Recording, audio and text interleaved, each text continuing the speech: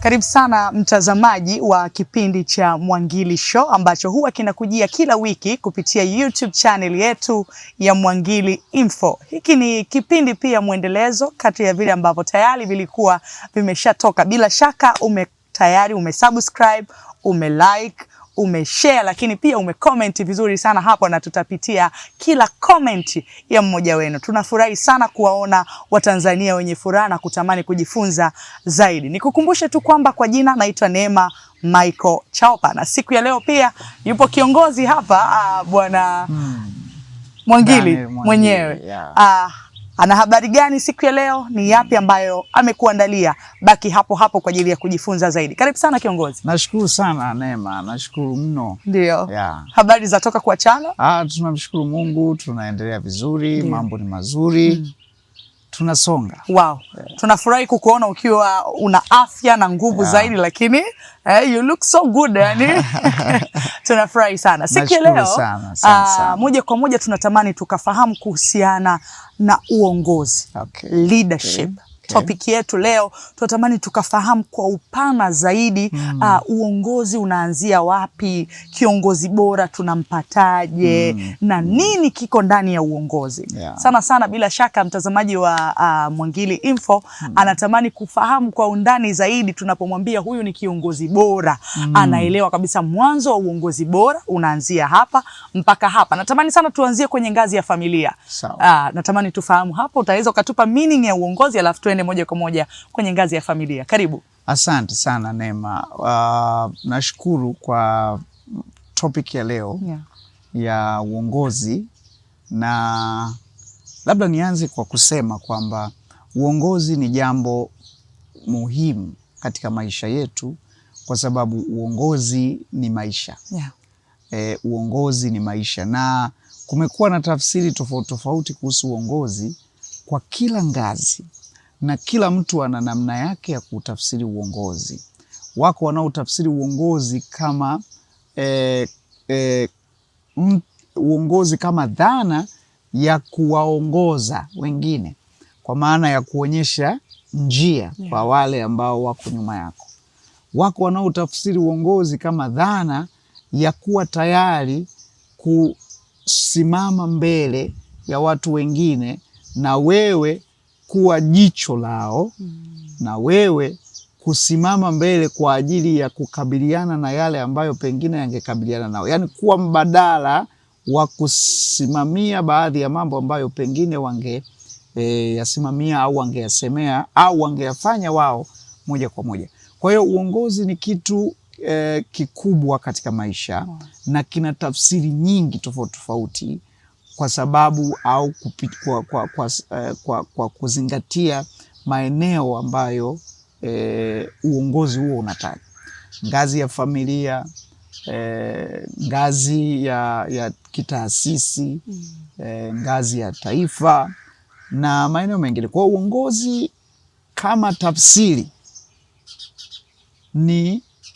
inategemea na eneo ambalo unataka kutoa tafsiri ya uongozi. Kwa hiyo ni dhana pana inayohusisha maisha yetu ya kila siku. Kwa hiyo uongozi ni maisha, maisha ni uongozi. Maisha ni uongozi, uongozi ni maisha pia. Wow, kitu kizuri sana. Lakini tunaamini ili tupate kiongozi bora kuanzia ngazi yoyote ile, iwe familia, tuwe tumepanda ngazi ya kijamii, labda mtaa, ngazi ya wilaya, mkoa, mpaka taifa kwa ujumla. Huyu mtu mpaka tumclassify kwamba ni kiongozi bora, tuna kitu tunakiangalia tangu anapokuwa, ukuaji wake, mienendo na mpaka pale alipo. Sasa kwenye ngazi ya familia, mtoto ambaye moja kwa moja ana karma ya uongozi, moja kwa moja, tunaanza kumtambua vipi, na mzazi anaweza akakuza vipi kile ambacho mtoto anaanza kukua nacho? Asante sana kwa swali zuri. Kwanza kabisa uongozi unaanzia ngazi ya familia. Kama ambavyo umejaribu kuuliza swali na kutoa ufafanuzi kidogo. Uongozi unaanzia ngazi ya familia, kwa maana ya kwamba kwenye kila familia kuna kiongozi. Baba kwenye familia ndo kiongozi wa familia, ndo anayeongoza familia. ndio anayetoa maono, dira ya familia. Ni rais mwenyekiti wa familia. Baba ni rais mwenyekiti wa familia, lakini kwa sababu dhana ya uongozi ni maisha na maisha ni uongozi, kila mtu ni kiongozi. Kila mtu ni kiongozi kwa sababu ana kitu anachokiongoza. Wewe Neema ni kiongozi, unaongoza maisha yako, unatoa dira kuhusu maisha yako, unatoa mwelekeo kuhusu maisha yako. Kwa hiyo wewe tayari ni kiongozi. Kuna kitu na kiongoza kinaitwa kichwa kimoja cha mwanadamu ambaye ni wewe. Wewe ni kiongozi, unaongoza. Kwa hiyo tunapoanzia katika level ya chini kabisa ya tafsiri ya dhana ya uongozi, manake tunamkuta mtu pale chini ambaye ni wewe, ndo unayeongoza maisha yako. Lakini pia si tu kuongoza maisha yako, tukitoka katika hatua ya pili tunasema mtu ni kiongozi na katika kukazia dhana ya uongozi katika familia tumezaliwa, si ndio? Inawezekana umezaliwa mtoto wa kwanza, alafu nyuma yako kuna wadogo zako. Wewe ni kiongozi wa wadogo zako, pamoja na kwamba ni kiongozi wa maisha yako, lakini pia ni kiongozi wa wadogo zako. Wadogo zako watakufuata, wataiga na watakuangalia yale unayoyafanya. Kwa hiyo wewe unakuwa ni kiongozi wa wadogo zako na wale wanaokufuata, kwa sababu hiyo ambayo nimeieleza. Lakini tunapokuja katika familia, kama nilivyosema, baba ni kiongozi wa familia. Katika familia kuna watoto wapo, si ndio? Yeah. Kama ulivyouliza, na wanakuwa wanakuwa na karama hiyo ya kiuongozi. Mzazi anawezaje kusaidia kulea kile kitu cha kiuongozi ambacho kipo ndani ya mtoto? Kwanza kabisa, mzazi ana jukumu kubwa la kuhakikisha ya kwamba anakilea kile kitu ambacho kimeonekana kwa mtoto ili kikue katika njia inayotakiwa. Na unapozungumza kuhusu malezi katika level ya familia, kwa maana ya mzazi kwa kumlea mtoto, tafsiri ya jumla ya malezi ni jumla ya matendo ya mzazi. Malezi ni jumla ya matendo ya mzazi. Mtoto analelewa kwa kuangalia kile ambacho mzazi wake anafanya, na kwa sababu mzazi ni kiongozi, tayari anaongoza maisha yake, anaongoza maisha ya familia yake, anaongoza maisha ya watoto wake. Kile anachokifanya katika dhana ya uongozi inatafsirika pia kuwa ni matendo ya mzazi yanayotafsiriwa kuwa malezi kwa mtoto. Kwa hiyo unavyofanya mambo kiuongozi, unavyofanya mambo katika kuwaongoza wengine na kutoa mwelekeo, yale mambo yanatafsiriwa kama malezi kwa mtoto. Sasa mtoto nifanye nini au nini kifanyike katika kuhakikisha kwamba mtoto anabaki na kile ambacho tumekiona kama wazazi kwamba ni kitu cha kiuongozi. Ni kwa kuhakikisha kwamba kama wazazi wanaishi maisha yatakayokuwa na mwigo mwema kwa mtoto, ili kupitia kuiga kwa mtoto na yeye aweze kupreserve kile ambacho anacho na kusonga mbele. Wow. Nilichofurahi zaidi kusikia, na bila shaka pia mtazamaji wa Mwangili Info, ni kwamba kila mtu ni kiongozi. Yani inategemeana unaongoza wapi na kwenye level ipi, lakini kila mtu ni kiongozi. Kwa upande wa familia hivyo tumeweza pia kufahamu vizuri kwa undani, lakini moja kwa moja tupande sasa ngazi ya taifa. Unazungumziaje uongozi kwenye ngazi ya taifa? Sasa dhana pia ya uongozi kwa ngazi ya taifa ni pana pia. Kwa sababu ngazi ya taifa ina nafasi nyingi za kiuongozi, lakini nizungumze tu kwa ujumla wake kwamba uongozi, nimekuwa nikilizungumza hili na narudia tena, ni wito. Ni wito mtu anaoitwa kuongoza wengine.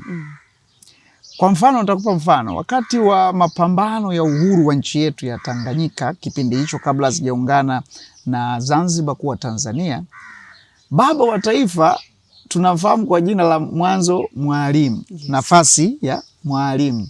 Maana yake alikuwa ni mwalimu. Sio mwalimu kwa maana nyingine yoyote, ni mwalimu kwa sababu alikuwa mwalimu. Lakini mwalimu huyu Nyerere aliacha kazi ya ualimu kwa sababu ya kusikia mzigo wa kutaka uhuru wa Tanganyika uweze kupatikana. Alipoona mzigo huo, hakuangalia maslahi ya ualimu, aliangalia hitaji la Watanganyika kwa wakati huo. Kwa hitaji la watu ni kujikomboa, ni kutafuta haki ya kujitawala. Maana neno uhuru ni neno lililojumuishwa katika tafsiri ya haki ya kujitawala. Yaani tunaposema baba zetu walikuwa wanatafuta uhuru, maana yake walikuwa wanatafuta haki ya kujitawala kutoka kwa wakoloni. Kwa hiyo Mwalimu akaona kwamba hitaji la Watanganyika ni haki ya kujitawala, ni uhuru. Mimi naweza kuwa mwalimu nafundisha, lakini hawa watu naowafundisha wakiwa hawana haki ya kujitawala, haki ya kujiamulia mambo yao, haki ya kujifanyia vitu vyao kwa uhuru bila kuingiliwa, elimu hiyo ina maana gani? Kwa hiyo Mwalimu akaona kitu pekee cha kipaumbele ni kuhakikisha ya kwamba ninaleta na kuwa sehemu ya kuleta uhuru, haki ya kujitawala, ili hiyo elimu ambayo itakuwa inatolewa kwa hawa watu walio huru iwe na matunda, iwe na manufaa. Kwa Mwalimu akapata wito, akaacha kazi ya ualimu. Naelewa ni maslahi, alikuwa analipwa. Mwalimu akaacha, na ufahamu alikuwa na familia, alikuwa na watoto. Akatii ule mzigo, ule wito wa kiuongozi wa kwenda kuwaongoza wengine kudai haki ya kujitawala. Kwa hiyo uongozi katika ngazi ya taifa unaanza na wito. Wito usiotazama maslahi. Wito ambao unajua ya kwamba ninakwenda kwa ajili ya kuwapigania wananchi, kuwapigania watu, bila mimi mwenyewe kwanza kupata maslahi hayo. Japokuwa maslahi yanaweza kuwepo, lakini jicho lako haliyatazami sana maslahi, linaangalia namna gani unaweza kutimiliza ule wito. Kwa Mwalimu akaenda, alipoenda akaanza kufanya kazi ya kuwaletea wananchi uhuru. Yes. Na ufahamu hakuna mtu alienda akamtafuta Mwalimu kumlazimisha acha kazi ya ualimu, njoo kwenye uongozi utusaidie. Yeye mwenyewe alipoona kwamba nina wito, akaacha kazi ya ualimu, akaenda kwenye kutekeleza wito wake. Lakini ufahamu kwamba Mwalimu hakuwa na kitu kingine cha kukitegemea cha kumuingizia kipato, cha kulisha watoto wake. Lakini alipotii ule wito, watu walijitokeza wakamsaidia. Katika historia tunajifunza kuna mzee alikuwa anaitwa Mshume Kiate, alimsaidia baba wa taifa katika kumtunza na kuwalea watoto wake na vitu vingine kama hivyo. Kwa hiyo katika level ya kitaifa, uongozi ni wito, ni kitu ambacho kinaanza, kwa sababu ufahamu uongozi level ya kitaifa unakuwa kiongozi kwa viongozi. Kwa sababu kila mtu ni kiongozi. Kwa hiyo unakuwa kiongozi kwa viongozi.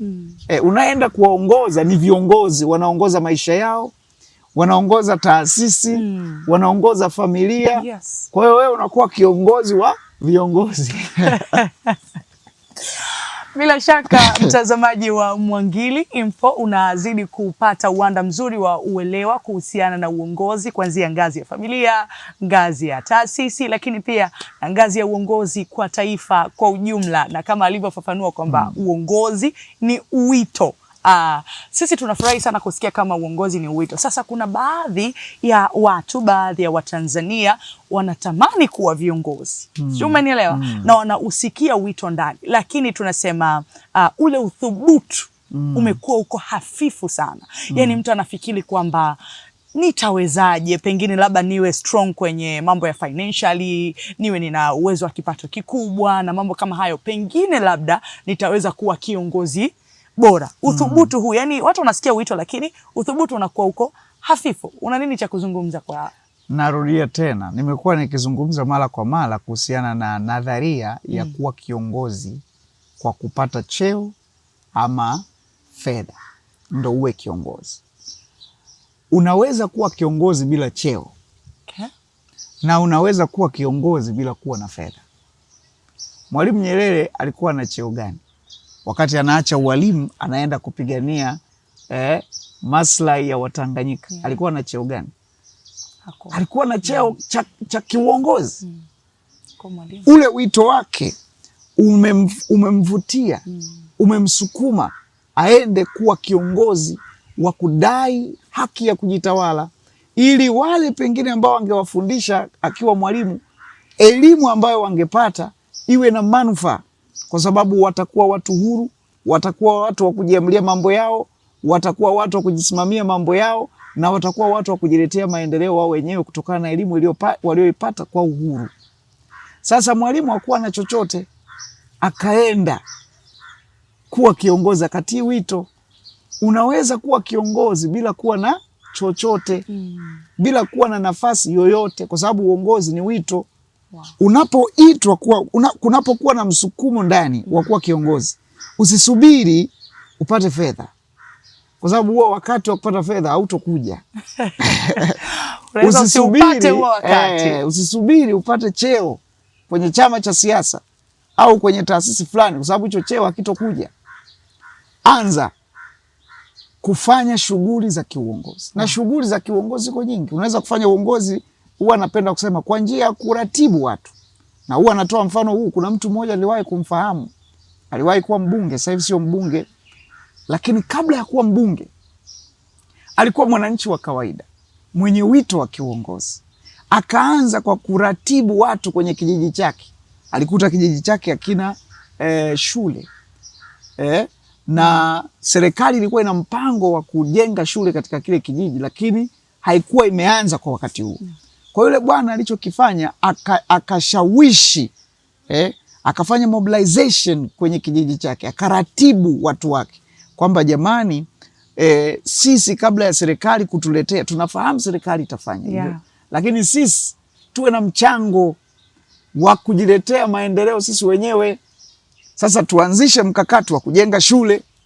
Kwa hiyo akaanza mkakati wa kujenga shule kwenye kijiji chake. Watu wakachangisha, na yeye akaongea na watu ambao wamezaliwa kwenye kile kijiji lakini wanakaa mbali. Akawaambia, jamani, tunataka kujenga shule kwenye kijiji chetu. Watu wakachanga. Wow. Wakajenga madarasa mawili. Walipojenga madarasa mawili, serikali ikaona. Ilipoona ikatia mkono, ikaendeleza ile shule, na mpaka sasa hivi ni shule moja kati ya shule kubwa kwenye eneo lao. Ilipofika wakati wa uchaguzi, wananchi wakaona kwamba bwana, huyu mtu ambaye alitusaidia wakati sisi tukiwa hatuna kitu, akatukusanya, akaturatibu, akasimamia fedha, tukajenga walau madarasa mawili, anafaa kuwa mbunge. Kwa hiyo wakampa nafasi ya ubunge. Tena wao wakamwambia, bwana, gombea, sisi tupo, sisi tunakuunga mkono, gombea. Yule bwana akagombea. Alipogombea hakuwa na mpinzani, akashinda. Walijitokeza, lakini watu hawakuwachagua, wakamchagua yule. Kwa nini? Kwa sababu alitii sauti ya msukumo wa ndani wa uongozi, akaufanyia kazi, na baada ya hapo kilichotokea, yule bwana akawa mbunge. Amekuwa mbunge kwa sababu alianza kufanyia kazi kile kilichokuwa ndani yake. Kwa hiyo usisubiri upate ubunge ndio uwe kiongozi wa umma. Anza kufanya sasa. Na pia uongozi ni kitu kinachotoa raha. Unajua, unapofanya mambo ya kimaendeleo na una nafasi yoyote inayotambulika ile na umma kwamba huyu ni kiongozi, lakini una wito wa kiuongozi na unafanya maendeleo, inatia raha sana. Kwamba kile nilikiratibu mimi kimefanikiwa. Dispensary ile niliratibu mimi, zahanati ile imefikia pale. Sijui kuna vijana walikuwa hawana ajira, nimefanikisha wamepata ajira. Inatia furaha, lakini pia inakuongezea wewe watu kukupenda na kuona umuhimu wako kwenye jamii. Unajua, tunaishi kwenye jamii ambazo lazima ufanye vitu ambavyo watu wataona umuhimu wako. Kuwa kwenye jamii ambayo huna chochote unachokifanya, watu hawaoni umuhimu wako, ni changamoto na tatizo kubwa sana. unapaswa wewe kama mtu kwenye jamii na kama mwanadamu kwenye jamii ambaye unaishi kwa kuitegemea hiyo jamii na unafahamu kwamba jamii pia inanitegemea mimi ili kuendelea kwenye maendeleo fulani, lazima uwe na mchango fulani kwenye hiyo jamii ili jamii iseme Neema ana mchango fulani kwenye jamii yetu. Wow. Lakini ukiishi kwenye jamii ukumbuke kwa chochote, ndugu, una changamoto. Na tumezungumzia pia kwa baadhi ya watu ambao wana wito ndani, lakini uthubutu umekuwa ni mdogo, wakihofia pengine kwa sababu sina nafasi yoyote, sina kipato. Bila shaka Bwana Daniel Eliuta Mwangili amefafanua vizuri kwamba unafanya nini kwenye jamii uliyopo.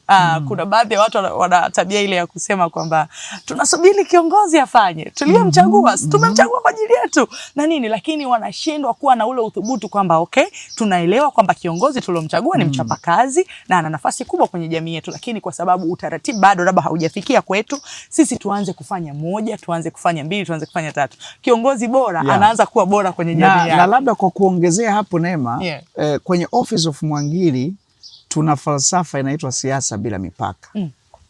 Kwenye siasa bila mipaka sisi tumedefine uongozi na wajibu wa raia. Katika kutafsiri wajibu wa raia, mimi kama Mwangili mwanafalsafa nimeweka kuna wajibu kuu 4 za raia ambazo anatakiwa azitekeleze anapokuwa ndani ya jamii.